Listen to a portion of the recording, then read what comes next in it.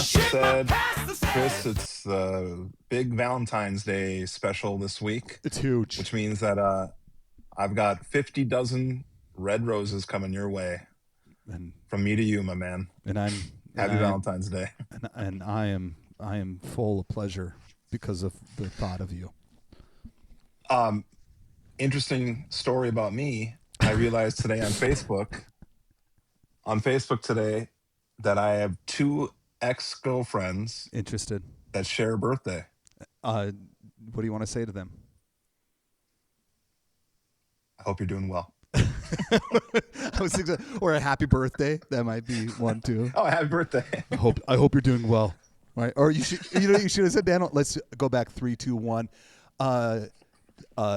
Say, Dano, say to me, what do you want to say to them? What do you want to say to them? Look at me now. Yeah, look at me now. Look at me now, baby. It's like your favorite country artist, Toby Keith, right? What's the song? I was going to sing it. Where he's like, what do you think of me now? Now that I'm on my way, something about tomorrow. Okay. We'll stick a boot up their ass. So just to go back to early episode, I love country music. I do not like Toby Keith, but I like two of his songs. One of them being "I Love This Bar." That song fucking slaps, man. Right? Agree with me. No, it's such a good song. I love this bar. God damn. All right, I have a story for you. All right. And to let the listeners know, I told Dano, I'm not going to tell you the story before the podcast because I want you to hear it live. And I'm going to use people's names because I was in... Wow. I know. I was in 5th grade. 6th grade, 5th grade. At the beginning I couldn't even use the name of one of my ex-girlfriends, Shania Twain. Miss you, Shania. Same birthday as some other person, Whitney Houston. Yeah. I love that's the first two people you thought of. Who would the people believe I dated? Whitney Houston, Shania Twain. Shania Twain. What if they have the same birthday and that's just by chance? And it's today? Yeah. You're like, sorry. Yowza. You're like, sorry, wife, I got to go. The universe called. So I was in 5th grade, and there was a girl named Molly, and I really liked her, but I didn't have any money because I was in 5th grade. And so I wanted a gift to give her. In our elementary school, everyone made like Valentine's Day boxes, and you had to make Valentines for every single person. Did you have to do the same thing? Yeah. Since we went to the same school. And I asked Dan Jones what he's getting his girlfriend, and he was going to give her a a golden necklace or a golden, what do you call it when it goes on the wrist? Bracelet? Yeah, it was a bracelet. I couldn't remember. Bracelet. I couldn't remember. Bracelet or necklace. And he's like, well, I just broke up with my girlfriend, so you can have the gift I was going to give her. I'm like, this sounds like a fucking great idea, right? And so I give it to Molly, and Molly's like, this is so great. You must really like me. And she's like, this isn't the necklace Dan was going to give to whoever. And I'm like, It's the first time I realized that maybe girls might talk to each other, right? It didn't go over so well. I love that story. That's hilarious. But we grew up, Dan and I grew up, we're brothers, and our mom would make us a tea party. That was like Valentine's Day for us growing up. What do you remember about those tea parties? I remember we'd get like Coca-Cola in a teacup, which was awesome. I don't remember obviously. That. Oh yeah. What do you think we drank? We didn't drink tea. I thought we drank tea. I don't. You thought we drank tea? It was a tea party. I like how you think I'm dumb. You are you fucking on your mind? You thought there was tea at that tea party? Yeah, I remember having Coca-Cola, a couple of what are the sweethearts? Yeah, I remember those sayings on them. And then I don't remember what else we had, but it was nice. I still do it with my kids to this day. I love it. And they love it. and that gives me an opportunity to drink Coca-Cola. Do you know what? You sound like Trump saying Coca-Cola. I like the Coca-Cola. Coca-Cola. I like it a lot. But what I honestly, and I'm not making fun of it, but looking back, it was something that would have been deemed feminine that our mom did with us. She must have done it with our sisters because we have 3 older sisters. And I like that she didn't pivot for us. Instead, it was like, and when you're young, you don't know. Now I'm older. I'm like, oh, I actually really like that my mom was using some different presentations and opportunities to teach us about like a different way of moving. Totally. More I love that. I oh love my it God. too. Dano, production meeting online. We should do a whole episode just on feminism and how it was perceived in the evangelical church and all that. That'd be great. That would be awesome. Okay, so since it's Valentine's Day coming up soon, Dan and I are going to take you through a little journey on some of our experiences on romanticism, intimacy, sexuality, pleasure, body, and sex that we that we're bringing with us from former versions of ourselves as evangelical pastors and evangelical ideology. And we have some banger stories. So I thought to kick it off, I'll tell you a story of when I got asked to teach a sexuality class to a group of young adults at the church I worked at. So when churches deem themselves successful or relevant, for whatever reason, this happens all the time, they think, you know what we should do? We should start our own discipleship school of where they take kids who get out of high school, right? They get out of high school and they're like, we should teach them about what people go to seminary for 2 to 4 years. We should teach them in about 5 months. And why do you think churches do that, Dano? Why do you think they start their own master's commission or speed the light? Because they don't want, I think part of it is they don't want people going to college. I think that's kind of, I'm serious. I didn't think about that. It's totally true. Yes. I mean, that's like blatantly a part of the right-wing, sphere today, is like, we will keep our cultural advantage the less young people go to college. I didn't even think about that. It's a form of self-protection for the church, not the students. Totally, because it means like, our young people aren't leaving the town that this church is in, and it means that they're not going to go to a city and become liberal or whatever, or atheists or whatever they might become in the evil big city. Form I don't their know. own There's probably like more practical reasons for it, but it's how you. Go ahead. No, I want to hear what you're going to say. I was just going to say, like, it's always, how do we stop the bleeding of 18-year-olds leaving our church? I think is always a real concern for most churches in America. And so if we can get them excited about doing something with your life after high school, which is always a big question, as a young adult pastor at one point, like, what am I supposed to do with my life? And if they're unsure about college, like, I looked at a couple. My wife went to one at one point, went out of high school. Oh my I know God. a lot of people that did that. Yeah, and so I did it in a sense, but you did it through interning. Yeah, I did the VLI. whole. You did Vineyard Leadership VLI. Institute.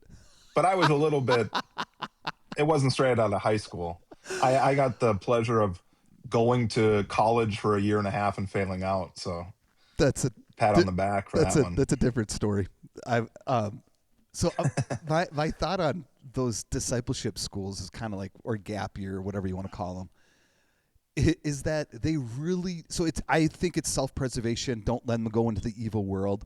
But I also think it's an ego trip of like, we clearly, look at the hundreds of people that come to our church. We clearly know something that other churches don't know, or other colleges or institutions don't know. So it's like it's a huge slap on their own back of ego stroking themselves of, we have some sort of insider truth, but it's all the same, like, convenient theology is what I call it. It's where you don't have to draw it all the way out. You're just like, oh, of course, right, the earth was made in 6 days because that's convenient, wraps it up. So There was one at the church I was working at, and they and they put in so much money in advertising and trying to get students, and they got right away they start out with like 12 to 14, 18, 19 year olds, and they're all coming from these small towns, like these churches that are very, very conservative.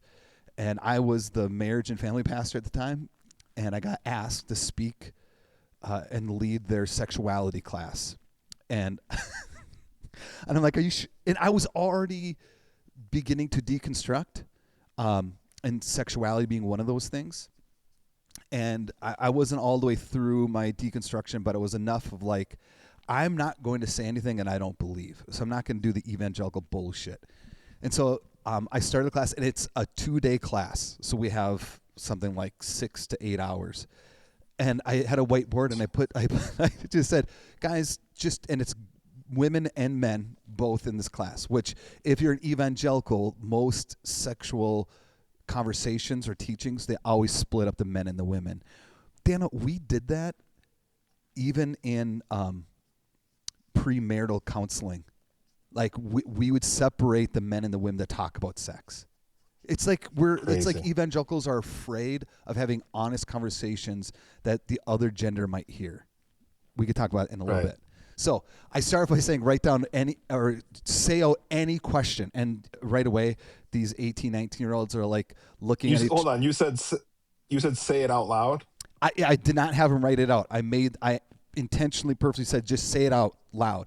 And they got really uncomfortable because they just thought I was going to tell them what they should believe about sexuality. And so I'm like, all right, guys, like maybe a question might be, what about like masturbating? And they're like giggling, right? And so I wrote up like jacking off or something on the board. And then it eventually, they were like, well, what about like blowjobs? What about that? I'm like, that's a great question, right? And then I probably made some kind of joke. And then it like opened up, and now they were going into what about this question always came up. Like, what? What about I can't. Yeah, go on, give it. What would be your question? Yeah, I was gonna say, what about like gaping? I didn't know what gaping is, but I'd be like, tell me more. What's gaping? What is gaping? I don't. You know what? I don't even know what it means. Let's move on. Oh God, we're gonna get so many comments. They're like, "Yeah, you dumb motherfuckers, gaping."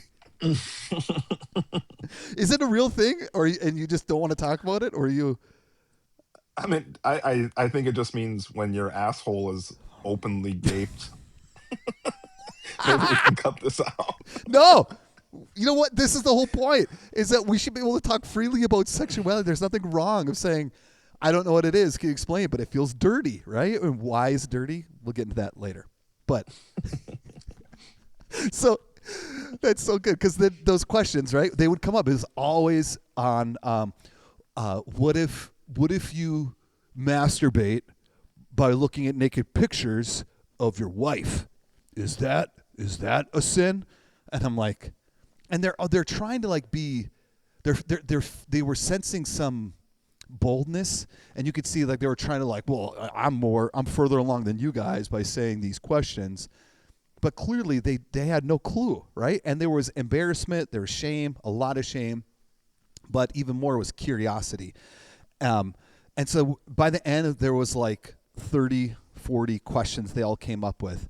And Hannah got. And you're like, all right, let's move along, guys. Enough with the questions. No. I wanted as many questions because what it all came down to, almost every question had its own variance, but it all came down to was, is it consensual? And they were like, well, yes. Okay. Does it feel good? Well, I think it would. Is it a safe place? They're like, well, I think if I was married and I want to gape, whatever it is, right?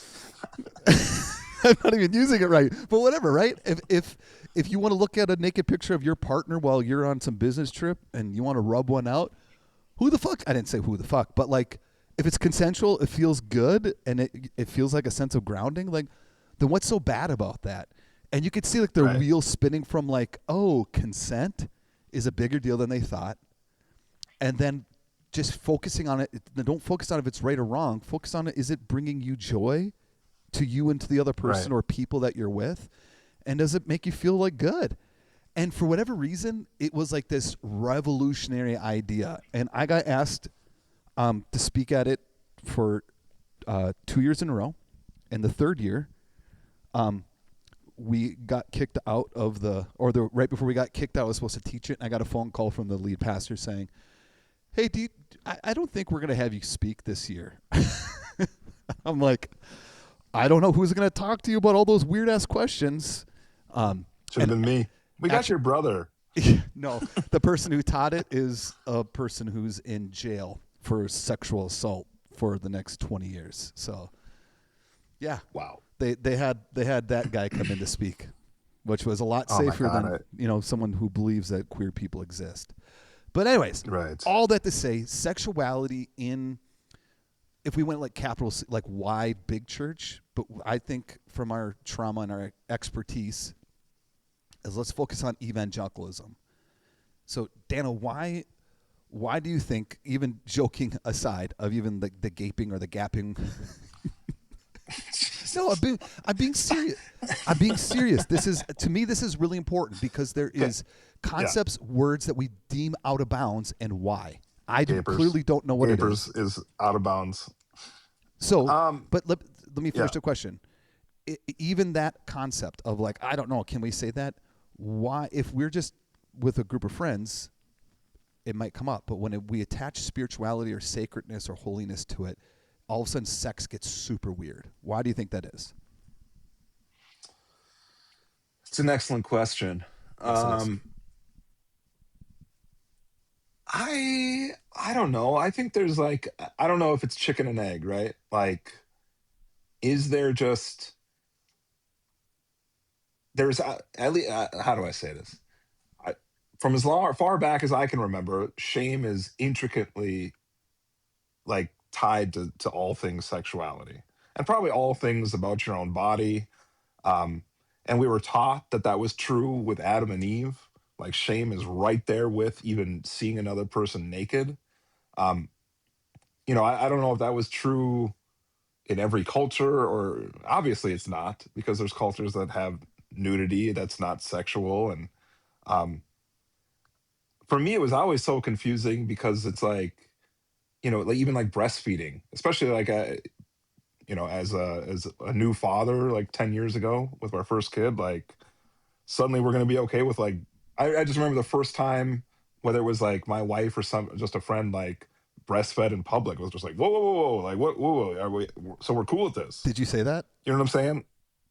I think I had like a knee-jerk reaction of Okay. like, oh, okay, obviously, like rationally I was like absolutely okay with it, but I think just like that reflex showed up of like, oh, okay, oh, whoa, whoa, whoa, like, and then Yeah. I just had to like, of course this is fine. Like, what the fuck am I talking about here? Mm-hmm. So to answer your question, I don't know why. I think it's just, I think it's always just been a part of the deal. Is like, you need to like guard this. You need to, if I'm giving it credit, like respect this so much that you have to like be afraid of it, and you have to be like ashamed to even engage with, even like anything that's slightly outside of like the main and the plain missionary style sexuality between a man and a woman as husband and wife, Yeah.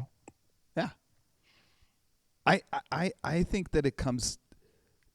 I think a majority of this is rooted in patriarchy and men wanting to have power over women in every sense and wanting to dictate and control. So I think like shame, like men can shame women and like don't talk, don't dress, don't suggest because they want to suppress that as much as possible because they continue to benefit if we don't discuss of what's healthy or what's not healthy, right? And if you blame God of saying, well, don't blame me, blame God that we can't talk about what this word means, or we can't even like even women just being feminine. The idea of like when I was a youth pastor and we went to a big youth retreat and I didn't even think about what swimsuits men or women are wearing. Well, one teenage 17-year-old wore a two-piece swimsuit. and then got publicly shamed by another youth pastor and had to get up in front of the whole youth group.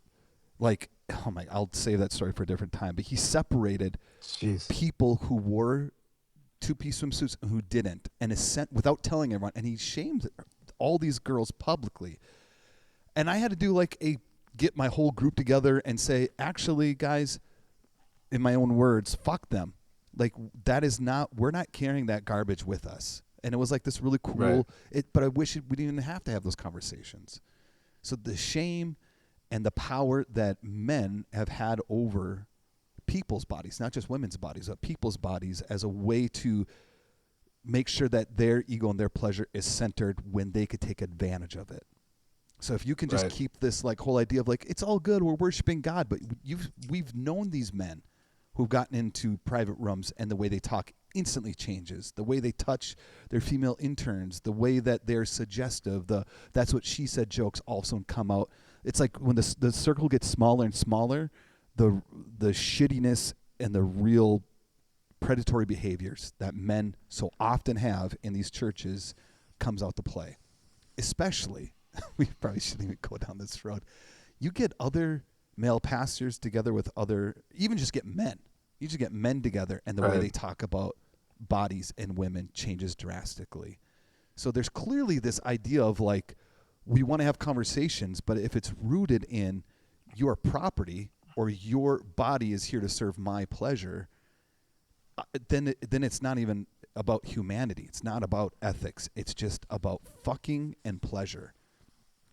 And Totally. And like the weird dynamic of even like when you can think about that and when you can talk about it, it even comes down to like, can I be a part of those conversations if I'm not yet married in those exactly. churches, in those circles, which is always such a weird struggle, I'll call it, with like, in my life at least, like, well, why can we listen to like a senior pastor, usually on Valentine's Day, probably, we're gonna get into it, but like they can talk about how like they actually have like a wild sex life and blah blah blah, but we can't even like approach that even in the way that we think about a relationship or an interaction. Very confusing. It was like this is off limits until your wedding day, and then go absolutely wild. And that's why like um I've heard pastors that I used to respect a lot try to get people to get married as fast as they can because they started having sex Yep. outside of marriage. Like, well, this youth leader or this small group leader had sex with his girlfriend. What do we do? It's like, well, first of all, let's try to get him to get married. It's Mm-hmm. like, why? Like, so messed up. Because if you do that, they really do believe it covers up a whole multitude of sins, right? Yeah. But it's a way of saying, oh shit, according to them, you sinned. How do we make it right by not sinning anymore? And it has Right. nothing to do has nothing to do with anything the Bible says about sex. Because you know how many verses it talks about how you shouldn't have sex before you're married? I'm gonna guess zero. It's 1,000% zero. Guess what it says a That is lot of. so crazy, dude. Mm-hmm. Well, think I about. like truly. I think I asked a pastor that one time because it was such a strong, doctrinal pillar of our faith that you can't have sex before marriage. It's like, well, wait a second, like, where is this in the? And they just dumbfoundedly like, oh, blah, blah, and just stumbled through some explanation. I remember being like, well, what are you talking about? Like, Yeah, how is this not like crystal clear? because they take Paul, who says flee from all sexual immorality, and so what do you call that when you insert a current belief and you insert it in the past? There's a theological word for that. Hey, say insert slower for me, would you? Insert. Just I'm like, why? Can you not hear me? Okay, anyways. And so when you retrofit, anyways, it's a way of saying, hey, we have this expectation now because we don't know Right. how to handle teenage women's sexuality. We know how to handle men's sexuality. Let the boys be boys. They have no idea of what to do when these girls become women, right? And Yeah. so um, so when they say Paul says flee from sexual immorality, they don't put that on adults. They put that on teens, Because how many conversations have you had with people who get divorced or widowed, and how many conversations are the men having with those men who are in their mid 40s in their second marriage and saying, "Hey, you got to wait before you have sex. You better wait before you start doing any of the sucking and plucking, my man." I'm sorry. Right. Zero.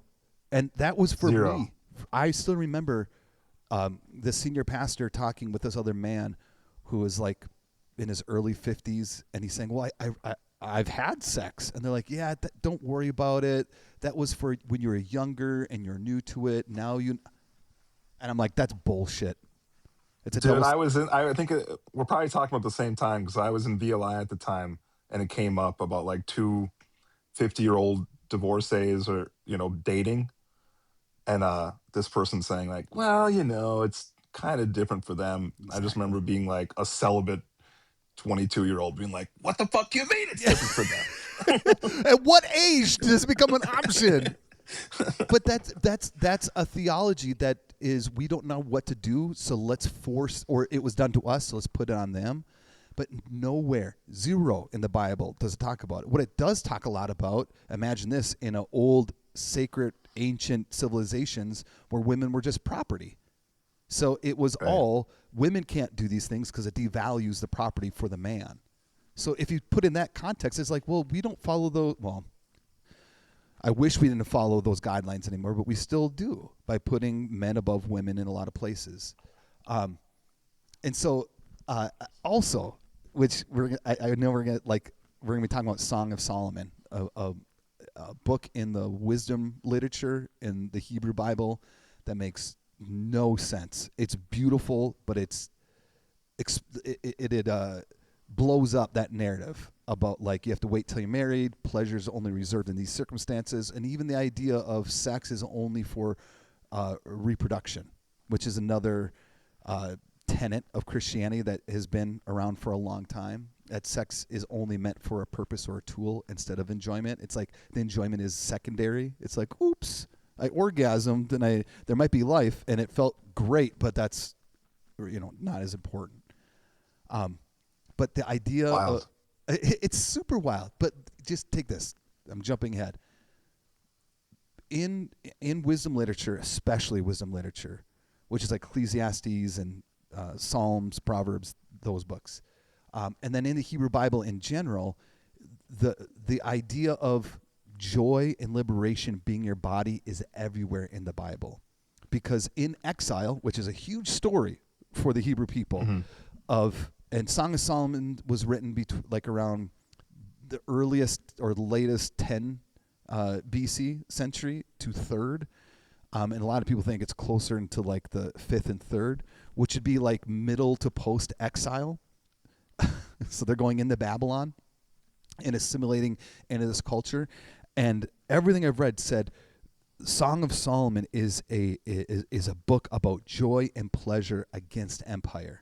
Of saying you can force our bodies out from our temple, you can force our families out of the land that we're part of. You can make us take on new traditions, new ways of thinking, belonging, but you can never take our bodies. And so, Song of Solomon, of these two young people using each other's bodies to find pure joy and belonging and grounding with one another, like alignment with one another, is an act of fucking resistance to empire. Because Wow. they can't take away their joy. They can't take away that desire of just to find that connection. And when I read that, I'm like, fuck yeah, that's how revolution should be. You can't touch Yeah. you can't take my body from me. Fucking love that. That's similar to James Cone. You ever read James Cone? Yeah, I have. Why have I? Oh, James Cone, Black Liberation. Yeah. Yeah, Crossing the Lynching Tree, like Mm-hmm. kind of changed a lot for me. And he makes the point, I think in the first chapter of that book, like Sunday morning was important for, African Americans, but Saturday night at the juke joint was also because Yeah. it was like the time that they were that they could be human.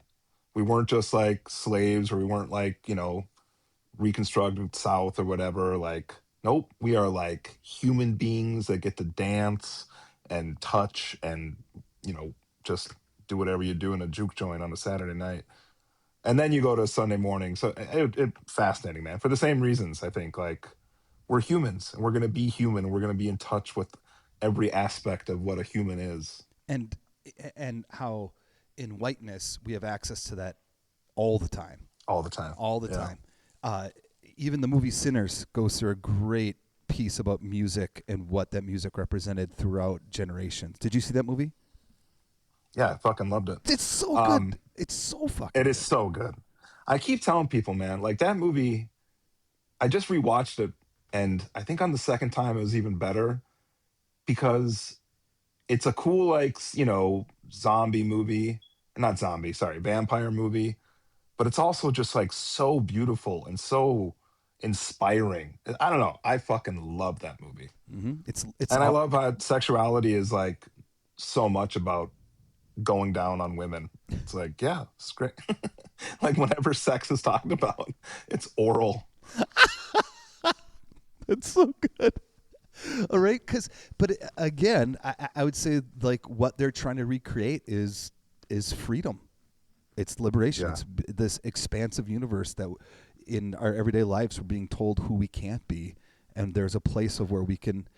It's what I love about music. It's what I love about art. It's what I love about, like, I'm not a good dancer, but I fucking love it because when you really get into your body, and I'd even say with sex, when it's at its best, you can almost get lost in it because you're in that connection with whoever that person is, right, or whoever those people are. You can Yeah. find something wholly other. It's like a transcendent experience that you just can't get in the same of eating Special K, or maybe I'm eating Special K wrong. So Love Special K. God, I don't even know why I said but I've not had Special K since I was probably 7. What? That's first of all. This First is of the all, concussion speaking. no, it's You've not. had it in high school for sure. No, I never liked it. I get Special K with the strawberries probably 10 times a year. No, you still buy Special K? The berry kind, absolutely. I love it. The problem is my kids eat it too fast. Oh, I didn't even know that they still made it. That Get the fuck out of here with this. I'm sorry, Do we- I don't make so much money I can buy brand cereal. All right, all my cereal, it's Special K. Mine would be like Reluctant K would be mine. Do you eat Wheaties? No, God no. I don't eat Wheaties is something I haven't had in years, man. Okay, Anyways, let's get back to Song of Solomon. I want to ask you, Yeah. just from I'm curious about this kind of stuff. Like, why was it ever canonized? Yeah. It seems so confusing. Okay, It wasn't canonized for what you just talked about, right? It was canonized because they loved Solomon, right? So Really? yeah, So that's it. with part of that's not the only reason that they loved him. They loved the idea of when I say they, all right, this is like scholars talking about this. So their best thinking is that the idea of finding liberation and belonging in the bodies. And it's really mystical of what they're talking about. But here's facts about it. God's name or the word God never comes up. The idea, they point towards it, but they never directly say God's name. There's only 2 books in the Bible that never mention God. It's Esther and Song of Songs. It's young people who are not married. There's never there's no mention of that they are husband and wife. They have different translations use different words, but it's not explicitly clear at all. The woman talks way more than the man. The woman is the one who's giving a lot of direction at what's going to do. I watched. That's so interesting. Isn't it interesting? I watched a video of this evangelical pastor talking about it, and I watched like 4 different videos of him talking about Song of Songs, and he told the same joke every time. He's like, well, there's 2 parts in Song of Songs where they're really hot and heavy. He kind of like looks around waiting for the laugh, and he's like, and one guy, as we were reading it together, he'd like stop and look at the front of the book to make sure it was still the Bible because it was so racy. And I'm like, you could just say fuck, man. Like, are they really fucking? Turn around the Bible, they're fucking. So the reason okay, go ahead. it's just the reason that it's in there is because they thought it was wise. They thought it really pointed to something really human. And in the Hebrew tradition, that is the almost the entire Hebrew Bible is about celebrating the human condition of not repeating the same Yeah. mistakes that they did, but then how do you in exile still find home? It's always the journey home, and sex and pleasure and enjoyment is a huge part of coming back home to yourself. Right. That's very interesting. Yeah.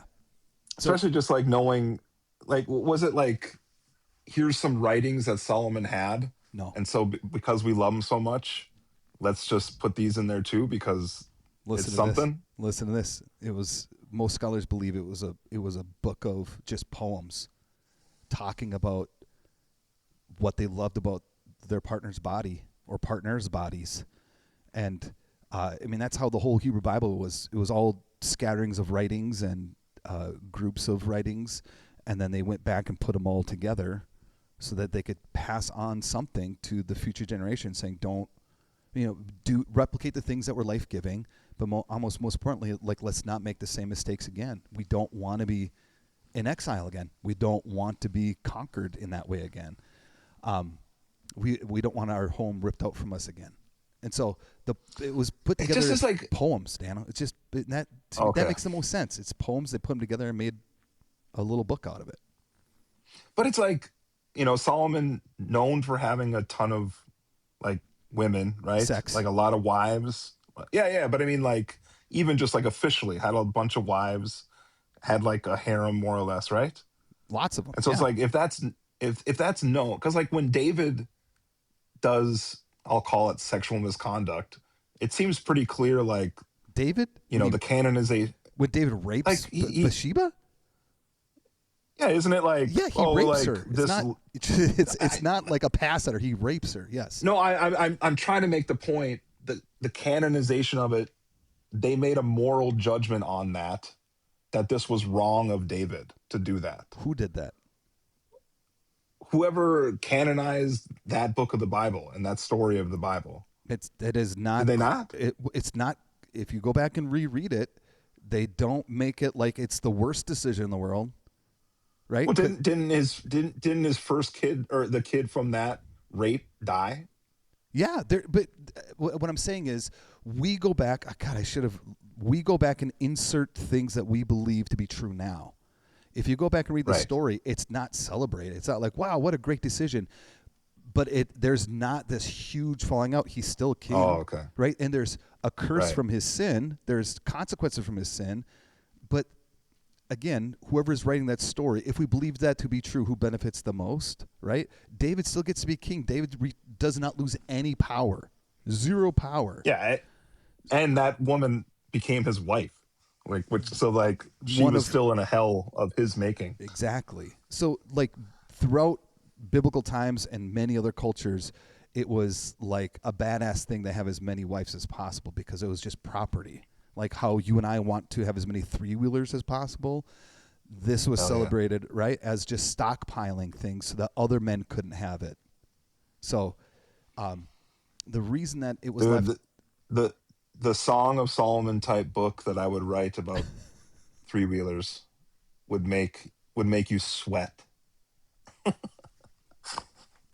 give us a little taste of what would be in it, Dano. Oh my God. I Come don't on. know. What do you got to include? You got to include the smell, to be sure. No, I'm asking you to like just give us a little reciting of this book of three wheelers. Hey, make it up, Dano. Jesus, you're putting it. Make it up. Okay. My hockey helmet is loose because it's made for an adult man, and I am but a child. I like where you The start with tape. this sexualization of three wheelers. You're like, we had to wear a hockey helmet because we didn't have actual real helmets. Hey man, I still got to wear a hockey helmet. If you know what I mean. Is that how you get turned on? You're like, oh, hold on, honey, let me get my hockey helmet. Hold on, let me put on my dad's broken hockey helmet. Let me put on my dad's leather jacket from Roseville High School.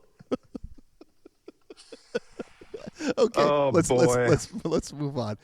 So I just think I'm fascinated that it made it into to the Old Testament. again, And I know you just mentioned why it did, but it's just fascinating to me, like this weird ass thing that's so sexualized, so clearly about someone that wasn't his wife, or at least one of his many wives, which, history, like, I don't know, at some point the church like said that that was wrong, and it's still, that's probably why it's just never talked about, right?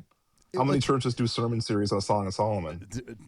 I've not. This one guy I watched those videos of. He did a 12-point series on it. So God, I want to watch that. It's I so sent you the funny. link. You just. I'm not going to say his name. Um, I'd say that it's left in the Bible, got canonized because view of human sexuality is radically, not radically, but has changed in such um, a Puritan sense of like the body is bad and the spirit is good, right? And they've treated sex and pleasure as something that is unbecoming. And so, again, if we believe that to be true, who benefits the most? Men, always, because we can do whatever Yeah. the fuck we want. But I just think the way we think about body, sex, pleasure is still restricted to this day. But back then, I don't think it. There had to be some faux pas, but I don't think in the same way that we have now. But Right. we romanticize it, right? We go back, oh, back in the day. It's like even when Jesus talks about marriage and divorce, that people get really like, well, Jesus made it very clear, and they use that as like a way of anti-queer theology. Of Jesus says, well, marriage is for a man and a woman, has nothing to do about marriage or divorce. It has everything about Jesus empowering women that they are not property; they can Right. think and move and behave for themselves. That Yeah. that's the radical thing. So the way that Christians have like stolen scripture, misused scripture to keep benefiting that sex can only be in marriage, sex can only look like this, is such a narrow, harmful, I really honestly believe a harmful way of thinking about sex and pleasure. Yeah. So Absolutely. like so let's bring we got two more things we got to talk about. Shit, my pastor said. Oh. All right, Chris. Earlier in the episode, we did a brief chuckle about Trump saying something, and Chuckle. I was thinking about there's a wonderful new development for anyone that is doing a Trump impersonation because he shit his pants. So I'm not going to do a big Trump thing, but I'll demonstrate it. Give me something that he would be talking about. Just one word, like a Crypto coin. subject. Crypto coin. Folks, we love our crypto coin, don't we? Don't we, folks?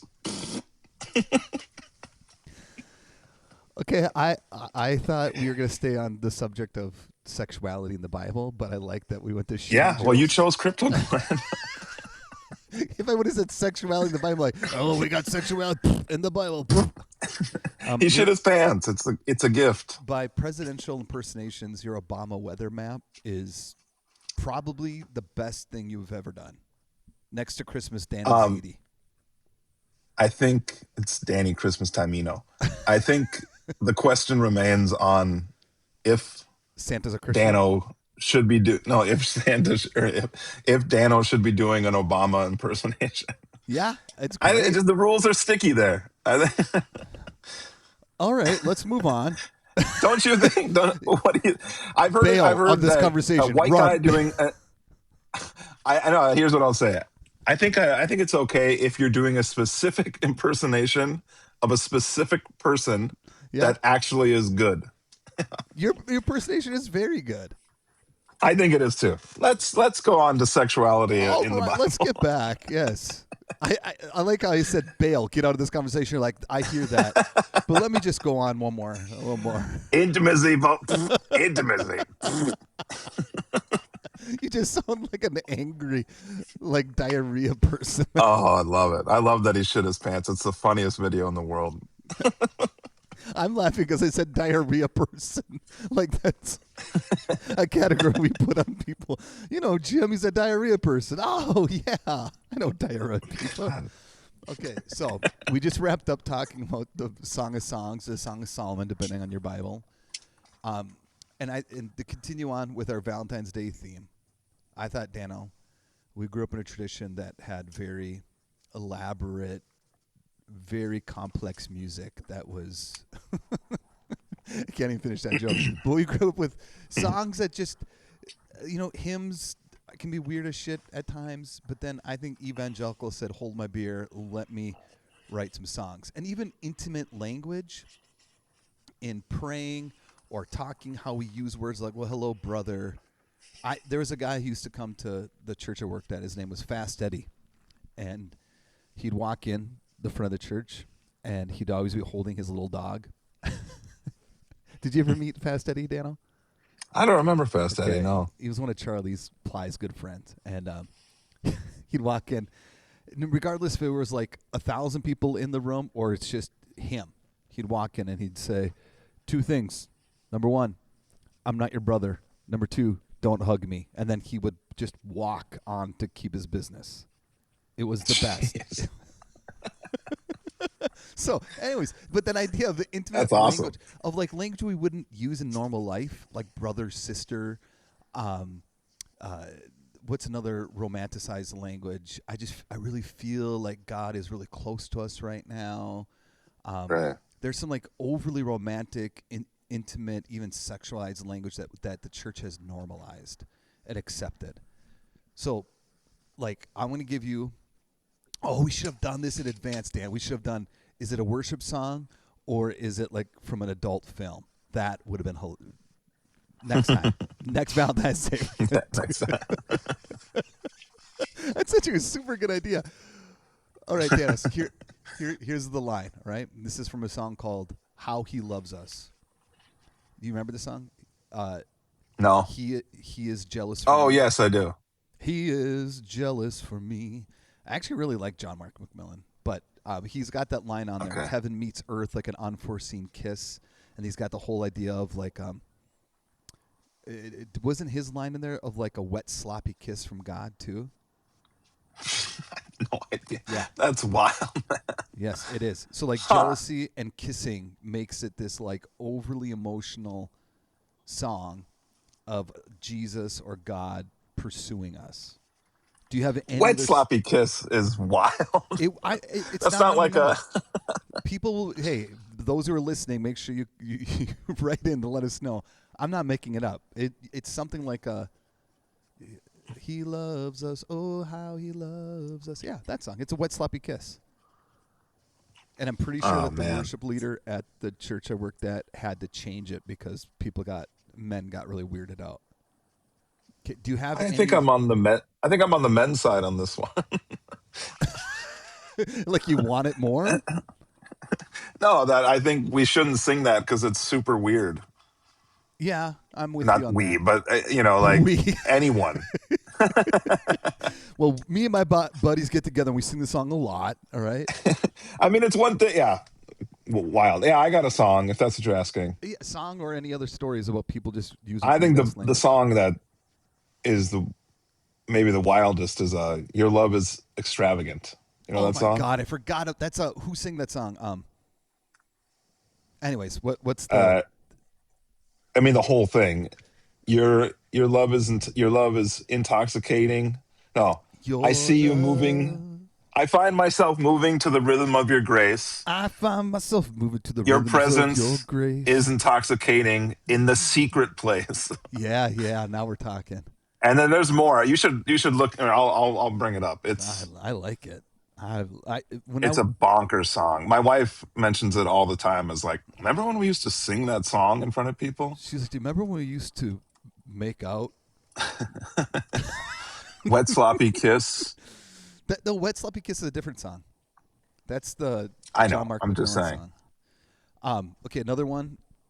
It's All a right, great. wait. Listen to this. Yeah. Here's part of the song. Spread wide in the arms of love. Spread Is wide that in the is the arms of love that covers love. sin? Yeah. Yeah, I don't know, man. The whole thing. I find myself moving to the rhythm of your grace. Your fragrance is intoxicating Yes, it in our is. secret place.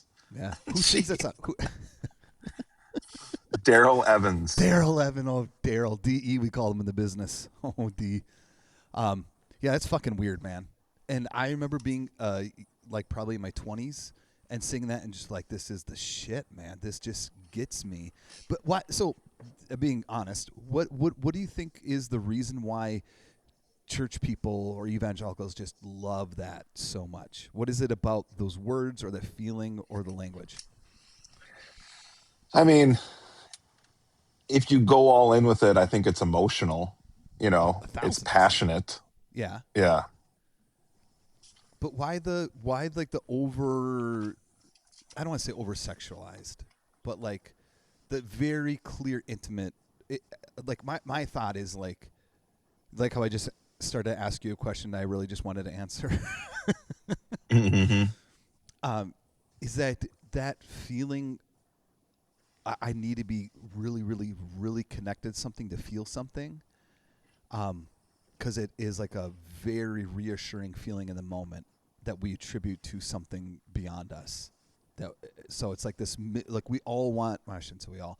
There's a lot of people who want that mystical supernatural connection, and so if we have language Yeah. that matches something that we do experience or hopefully experience in real life of that kind of intimacy, then we can project that about God, which makes you feel that much more closer to something you can never define how close you are to. Hmm. Those are my Yeah, I don't thoughts. know, man. I think that's interesting. What I think yeah, there's probably something like I think there's probably something to like when you're deep enough to like get vulnerable, singing something to God that you would want to like in a dream world say something good to point. like a mom or a dad or a spouse or a friend. You know what I'm saying? Yes. And Yeah. that just they brought it. Daryl Evans brought it too far. I not far enough. Dude, your fragrance is, I'm sure it's in the Bible. Your fragrance Oh, is yeah, intoxicating in our it's secret everywhere. place. It's in Come Psalms, it's in on. Isaiah, but it's like taking that idea for an ancient time of how they thought about things and then we just use it now and it so like my question, Dano, is like outside of like worship music, I'd say a lot of us can understand that for who came from evangelicalism. How about like Mhm. when people pray? Because evangelicals are all about let's pray out loud with each other. Have you ever experienced that in some like weird ass way? Yeah, I think the chief example amongst us is when people say Papa for God. I I mean, can't. is it Papa or is it just the language of any kind of father language? No, I think so. I'm speaking from even from a place of like, I'm drinking the Kool Aid, I'm in all of this. Yeah. Papa was a non starter for me. What about The Daddy? father language, the Daddy? well, daddy, yeah, any of that Yeah. cute shit. And I know like they say like that's what Abba came from, and I'm sure it is. I don't care. No. I've heard that a bunch of times. But it's Like Abba is the same as saying Papa. I'm like, no, don't say Papa or Daddy. That's sick, demented shit. Um, I saw it once on a pastor's social media account, them telling the story about a worship night the night before, and they started it with "Papa came last night." I'm like, nope, if you could see the video of Dan and I doing this, I just turned my back and shook my head like I can't even look at my brother. brutal. But it's there's this desperation. Even that is in language in so many worship music, right? Of like how thirsty and desperate and hungry. There's like this craving or this insatiable desire that the language that only meets what we feel. And I'd even beg that we are told to feel that, right? The language has to get to some deep, intimate, protected, filled with fragrance kind of place because the language we when we just think about praying or spiritual rhythms doesn't go to like those uncomfortable language. It just Yeah, so back to the daddy things. I've been in many of prayer circles where someone will say something like that, and I always open my eyes when people do it. I'm like, "What the hell are we doing?" Or did their I'm dad just so walk in? uncomfortable even talking about it, man. I don't know why. I'm like seeing pictures of people that have done it in my past. I'm like, nope, nope, nope. Okay, what makes you more uncomfortable? All right, worship leaders who don't wear shoes or socks on stage, or saying "daddy" when they're praying. I think the daddy one Oh is my way god. worse because at least with the barefoot guys, I'm like, dummy. I can ride a I have Hey, an old dummy. man. I have an old man reflex of anytime I see like a teenager without a coat or like a kid wearing shorts in the winter. I'm like, they're stupid, idiot, foolish. I say it out loud in my car. Dumb. One time I saw a worship leader that wore bare feet in the bathroom peeing, and I'm Oh like, no. no No way. way. No, that's like the Seinfeld episode of Poppy when he doesn't wash his hands, starts making the pizza. Be like, no, Exactly. it was a good run. We're never talking to each other. Okay, so I'm gonna throw some out to you, Dano. There's this thing I learned in seminary, and it's called indecent theology, and this is a continuation of what we just talked about, but it's really to set up the next one. Um, Indecent theology is the concept. There's at some point a group of people, predominantly thinking men, normalized some behaviors or things or thoughts, um, and they put the word decent on it. And decent would be we don't wear a hat in church. That is decent. We speak very softly. We don't interrupt the pastor.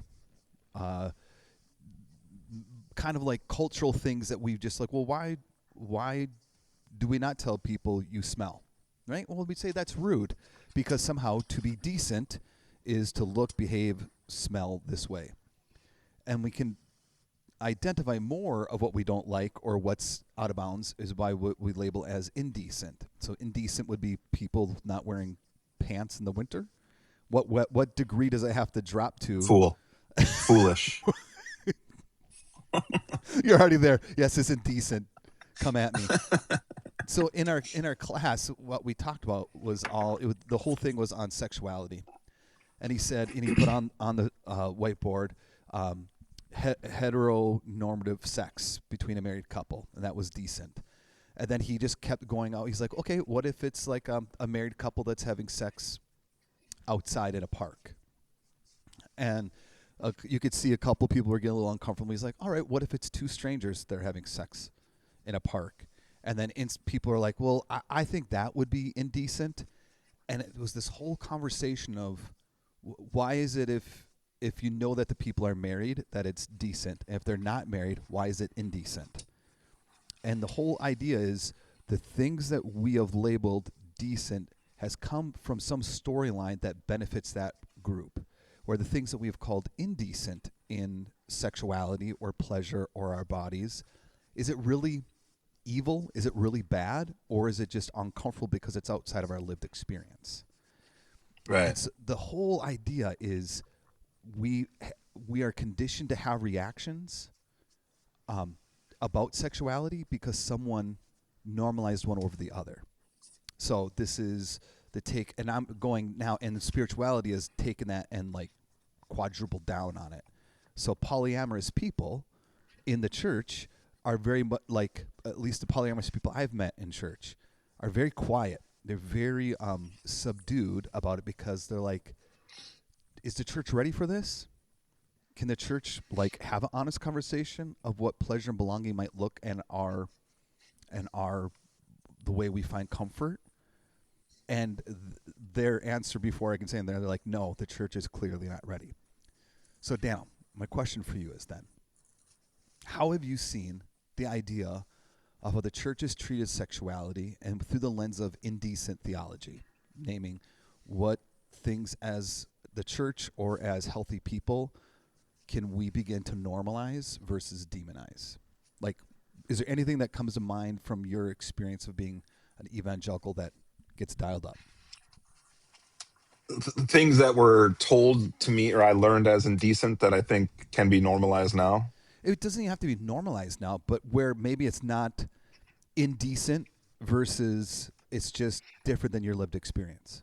Can you see the difference between something labeling something indecent, which could be seen as evil or bad, versus just a different preference?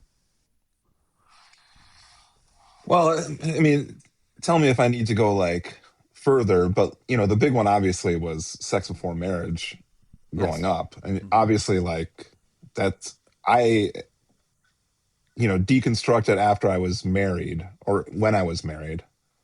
So I have yet to have that you know choice that I would make to have sex outside of marriage. So like, are you asking for like examples that aren't like, is that too surface level? No, it could be anything. Like I use the one of like people, two consenting adults hooking up in a park, right? And not like in front of everyone, but they just choose to meet at the park and then go somewhere and have sex, consensual In the sex. park? Could be, but I'm not saying like it's 2 o'clock in From the a pub afternoon. from a public land usage standpoint, I got kids out here, man. I'm not saying there's people fucking on the carousel. I'm saying like we treat sexuality as it has to be this such private, hide it away thing. And Right. I'm not saying that's bad, but at some point, heterosexual people drew the line of what is okay and what is not, what is permissible and what's not permissible. Where people Right. have called it kinky or they treat it as something less than just because it's a different stream. And it keeps people in the shadows or in the closet because of the pushback they get from heteronormative practices or people. And like the whole conversation is really meant to, why do we demonize sexuality if it looks outside of these lines? So Right. I guess for me, of Yeah. the things that here's one. What about like masturbation? Right? Right. We were taught growing up that is indecent, that is immoral, and that is bad. Even though we know the science is like when masturbation is an incredibly normal, healthy, normal thing for a teenager, for anybody, right? Yeah. I would argue, and not argue, I would say like that more than maybe anything else, or probably just having sex, but it starts with masturbation, at least for my experience, was just like, it was such a losing battle from Yes. the get go. It was just like, there's not a chance I'm not going to like explore what this is all about. it's like, it's As our just youth like, pastor Jeff is up there, hey guys, you're not going to masturbate. You're like, there's not a chance, my man. I mean, here's a story about Jeff, and the most recent conversations I've had have been really good with. I'm sure he's a good guy, but I like that you have to. I, He's I not I listening to asked this to meet with podcast, him. Dano. I asked to meet him when I was probably Oh, this is so good. 16, Yes, this and is so good. because I wanted to talk about like the guilt around like lust and whatever, like masturbation and porn, and Yeah. I'm 16 years old, and he said, I'm like, what, how, I feel like this is a sin because you tell me it is. I feel bad when I feel this way. So how do I like stop myself from, how do I deal with this? Give me some like biblical spiritual guidance here. And he said, whenever you have those feelings come up, just stop and pray for one of your friends. And then in that moment, I'm like, I might be agnostic. Like, oh, okay. So like, you don't believe any of this is true. I love, Because, I buddy, love. that's not going to work so well. Okay. You're like 16. We didn't even have the internet. No, I would have been Oh, 19. So we had the internet. Yeah. Yeah. And you're like, I mean, I don't know if we'd, going to boobs.com and you're like, well, I don't want to do this. I'm going yeah. to pray for my key real quick. Okay. Bleep that name out, please. um, I think I was thinking about this today. The great PG, like pre 1987 PG loophole when PG movies could have, you know, nudity because there wasn't a PG Yes. 13 yet. What? Really? There That was wasn't there? no. I I think never. it got The movie Airplane was PG, but I just assumed there was a PG-13. no. There wasn't a PG 13 until I believe Red Dawn. Great movie. And you know who wanted a PG 13 rating created? Steven Spielberg. Oh, I was going to say Focus on the Family. No, It was like a marketing thing. Like this will actually sell more tickets if we create a new level. That is brilliant. But I want to get back to your story about Jeff Heitkamp. Or Jeff, not Heitkamp. Beep that. Hold on. Okay, 2 beeps.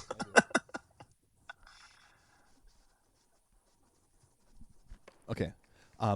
So I want to get back to the youth pastor telling you to pray instead of jerk off. What do you think it would be irreverent or out of bounds to have a conversation if Jesus masturbated or not? I think for a lot of people it would. I think Okay. it's a really interesting thing, Yeah. even from a theological standpoint. Well, I think mostly from a theological standpoint, because if it was just a anatomy and a human development thing, would be like, yeah, of course Jesus got an erection, Right. Of Yeah. course Jesus was sexually stimulated. But why do you think? Why do you think there's hesitancy for people to even have that conversation? I think it's because people feel that sexuality is bad, or, like that kind of sexuality is cusping on sinful. And so the thought of Jesus cusping on sinful like that would be a sin, which he never did, according to Okay. them. So Dano, share with us of like if all we just said is truth through the lens of indecent theology. People have a hard time, even the concept of thinking about Jesus not only being human, but being sexually aroused, maybe masturbating and pleasure. Why do you think people have such an uncomfortable time thinking about that? Well, I think if Jesus is the perfect person in their theology who never sinned, then the thought of him even getting close to that, which to them they feel guilt and shame over that subject and that area, then I imagine it's just incompatible with those two truths in their minds. Yeah. But Because if Jesus is perfect and never sinned, then certainly he never masturbated, because masturbation to them is a deeply shameful sin. But that's my thing is, where along the lines did we deem bodies and sexuality and pleasure in that sense sin? Or because it's like if you go for a run or you pray for your friend or you right, you lift weights, there's a lot of things we do. We see art, we see sunrise, and it feels pleasurable, it feels good. Why have we deemed some things sacred and good or decent? How did masturbation get into the indecent place? That's a good question. I don't really know. It seems like such a natural solution to, the problem of having sex with someone is going to be a sin. It's like, well, then great. Just go masturbate. It's just the most odd. They're like, duh, hello, yeah, man. Here's I mean, that really was just like such an injustice in my youth, being like, wait, so I can't do this thing that I'm probably not going to be able to do anyways, well, because that involves like being good with talking to people when I'm interested in them. But then it's like, well, then I can't even go over and do this. It's like, no, you can't have Coca-Cola. Speaking of Coca-Cola, but you also can't have water. It's like, oh, come on. so all I can have is ginger ale? Fuck. Hey man, any port in the storm. we had someone comment on our social media when we put this out there where we talk about Valentine's Day, and they said that they read the book Every Man's Battle, but then it was so popular that they did Every Young Man's Battle, and that was so popular they did it Every Woman's Battle. And I never read that one, but what they shared with did you see this, Dano, online? Yeah, I did. It's so horribly traumatic and funny at the same time, of that it said you shouldn't masturbate before you're married as a woman because you're finding pleasure, but then when she got married, she tried teaching her husband how to touch her in the places that felt good, but he couldn't get it, and he was too rough and too hard, right? And so then he got frustrated at her that he couldn't figure it out, And that was the justification and the reasoning of why masturbation should be bad, because the husband couldn't duplicate it with his dick. Then It's like, fine, fuck. couldn't find. I guess I'm no good at this. You wouldn't be good at this either if you didn't touch yourself when you were younger. You should have waited for me to touch you, then you would have liked it. God. I mean, honestly, how do you think that was it because it was just too close to sex? No. Well, why did it get like lumped into the indecent? Because men don't. I don't know if you know this. Historically, we've not been real positive. We have not been real great, and sex was always something that was just like a given because they could just take it when they wanted to, right? It was met with violence, and but then all the blame went to the women of like, we can't control ourselves around you, and so anything that felt like you couldn't be in control. And I imagine that a lot of the masturbation, and I am no expert on this. Let me say theologically. That's not what I heard.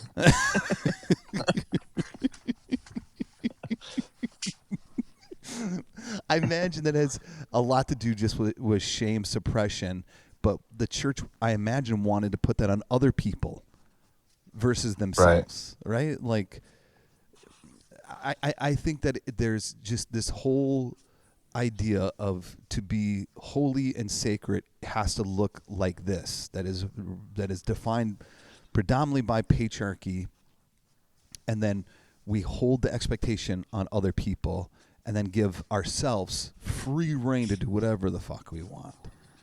Right. And I also think that it's the idea of like, well, if we move the line on this, what else are they going to go do? So if you teach kids about, like, there's a program called OWL, the Our Whole Lives in the Presbyterian movement, that their whole idea is like, let's teach these kids, these young teenagers, everything there is about sex, about condoms, about prevention, about joy, about masturbation, about toys, everything. And the whole concept is if we don't explain and we don't teach them, they're like me. I'm going to find it, through other people that are not going to be the best teachers. So I think the pushback is if we give kids permission to find pleasure. I'm gonna go rent European Vacation so I can see boobs because it's PG. They'll never know. Dano, why did you rent the movie Airplane for the 100th time? They're like, it's not even as good as the original. Like, there's other installments of Vacation franchise. Why are you going to European so much? just love me the country of Europe, man. Yeah. I think. Sorry, go ahead. What were you gonna say? I was just saying, like, continue. I interrupted you. No, it's just we are so afraid of the power of sexuality. I think it's like it's so intimate and nuanced and mystical and magical that I don't know if people are afraid of, like, they won't need the church, they won't need God. It just the fucked up. It's just a slippery slope, fear, right? It is, but it's all fear based. Of if we can't control people's bodies, then what do we have? And there's just polite language we've used around it, but it's so much of, especially evangelicalism, is defining what you can and can't wear, what you can or can't say, who you can show affection to, and how. Like, it's quite interesting because, like, at least in our church, and we're not perfect at all, and especially in our family, that we're very body and sex positive, and even in church we are. And there's been people who get uncomfortable, and my conversation with them is like, what is it about that we're talking about that makes you feel uncomfortable? And it's usually a family system or it's some spiritual trauma. It's just the service we've done around bodies and sexuality is violent, I think is the best word to use on it. Yeah, there's this thing with, like, I don't know. When do these kind of, like, barriers start to get brought down? And I'm surprised that it doesn't happen sooner. Like, when people, I'll just say, like, when conservative evangelicals get married and they start having sex, you would think that there'd be like this is what we're talking about. Like, kind of like the air out of the balloon a little bit. It's like, to some degree, alcohol, but in a lot of whenever I've been around people that grew up religious and then they like take a gummy or smoke weed for the first time, they're like, this is what the big great demons were about. Like, this is great. You know, even I first saw it with alcohol, just, and I know that that can become a demon or whatever, but like this is what was so bad. Like, I had a glass of wine and I feel like giggly, or Yeah. I smoked one puff of weed and I'm like laughing and just like dancing. I watched Anyways, my point is like I watched European Vacation with one time. yeah, and Russ gets with that French girl. Uh, Rust? No, what's his name? Rusty. Rusty, Yeah, not Rust. yeah. You name your kid Rust. um, hey, kids' names these days, you never know. Um, but yeah, with the sex thing, I mean, I think that does happen. What am I saying? Like people do, but it usually happens once they're free of like a repressive church setting. Then it's just like, oh, we can explore our sexuality more. And why did it take us so long to try this stuff out? But I don't And know. how much would it change if we were honest about what we felt, not just about sexuality, but we felt about our bodies, about God, the unknown? So much of it is like, get into this camp any way possible, and then we will just make shit up as we go along to keep you in this bubble. Similar to what we Right. talked about earlier on the the programs for kids who graduate high school. It's so like we got to keep them with us. We have to keep them in our system. It's like Yeah. the church is so afraid of discovering what people might discover in their bodies and in community versus deny your body, deny anything pleasurable because God is the best. It's done. It's just done so much harm. Okay. Well, and like this is why, to bring it full circle, like Valentine's Day at churches is suddenly like this whiplash. Like, you know, like Dave and Janice are like talking about how freaky they are because they've been married for 40 years. And it's just like, Jesus Christ. But like, seriously, you know what I'm saying? Like, why all of a sudden, like, we doing winks, and like handing off the mic from announcements to sermon, there's some flirtation. It's just like, no, let's go back. Oh God. the and then someone else put on our social media thing of saying Jesus is your husband. They would say on stage to all the single Yeah. people. And that's like the same thing as like pray for your friend. Like, okay, great, thanks. It's None just of this is empty real, I words. guess. They're like, we clearly don't know how to respond to this, so we're just gonna make shit Yeah. up. Yes. Jesus wasn't real. There was no virgin birth. Moses is full of shit. It's all fake. Thanks. Pray for your friend. Here's All right, 10 that was a good rap. Here's 10% of my income. You're like, that was a good run. That was a good run, Jesus. They're like, hey, ease up on the tithe criticism, Dano. Okay, let's land this plane. So, what would be your? Okay, you're talking to 16-year-old Dano, and instead of going into the youth pastor's meeting, instead you bump into like, how old are you? If I'm 45, you're 42. 42-year-old Dano bumps into 16-year-old Dano. What would you say to him? I'd say, let her rip, baby. Is that your No. Trump impersonation? So I had to realize that I didn't mean it to be like let her. I think I would truly say, like, like, be okay with your body. I don't know. Like, I had a lot of shame growing up. I wasn't in shape as a kid, but looking back, I probably was. You know what I mean? But I'm a very pale kid, and I think that probably pre-existed before sexuality. Just like, oh, I'm not like defined or tan or all this bullshit. But then I think with the sexuality, by the time I was 16, I think I would just try to instill confidence, because like with my body and with my sexuality, I just had zero confidence. And quite frankly, having an older brother who at that point, like, probably close to being engaged to the one girlfriend he ever had since they were 15, was just like, well, shit, now like the stakes are even higher, because now sexuality is firmly tied to, you got to meet the girl and fall in love and get married before any of that happens. So to answer your question, I think I'd say, like, like be confident, like you're good, and you're, like you have other things going for you and have a lot of this stuff going for you, and like explore, and don't feel bad about it. Like it's healthy. Obviously obvious answer, but I just feel like I think the church really did like rob me of confidence in my body and my sexuality. And I think yeah, that would have been nice to have at 16, when you're all you think about is your body and sexuality. But then you also got the gift of being able to think about your friends when you're masturbating too, thanks Yeah, to the youth yeah. pastor. So that's a gift. Okay. Well, I think we're gonna wrap it up. If you want to find out more information, if you want more requests of Dano's Trump impersonations, go to shitmypastorsaid.com. And if you have stories, or there's something you want to share, or you have input, you can go on there and find out ways to communicate with us and to connect with us. So happy Valentine's Day, all you lovers out there, and enjoy the rest of your week.